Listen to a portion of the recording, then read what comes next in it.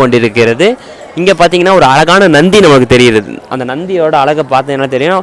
மக்கள் வந்து பார்த்தீங்கன்னா நந்தியை வந்து போய் வழிபடுறதுக்காக ஒரு அழகான ஒரு படி அமைச்சு அந்த நந்தியை வந்து ஒரு அழகான ஒரு இடம் வந்து அமைச்சு வச்சுருக்காங்க.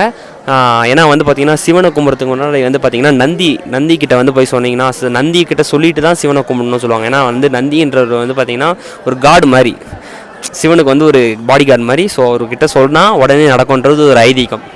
இப்போ நம்ம வந்து கோயில் உள்ள போகலாம் வைஸ். அங்கே வந்து பார்த்திங்கன்னா அழகாக தூண்கள்லாம் அமைச்சிருக்காங்க. ஆனால் ஏன் தூண்லாம் வந்து ஃபுல்லாக மேலே வந்து க்ளோஸ் பண்ண வச்சுருக்காங்க? ஆலய பணி தொடர்ந்து நடந்துகிட்டு இப்போது வந்து பார்த்திங்கன்னா ஆலய பணி வந்து தொடர்ந்து நடந்து கொண்டு தான் இருக்கிறது. ஆனாலுமே ஆலயம் வந்து மிக மிக அருமையாக இருக்கிறது.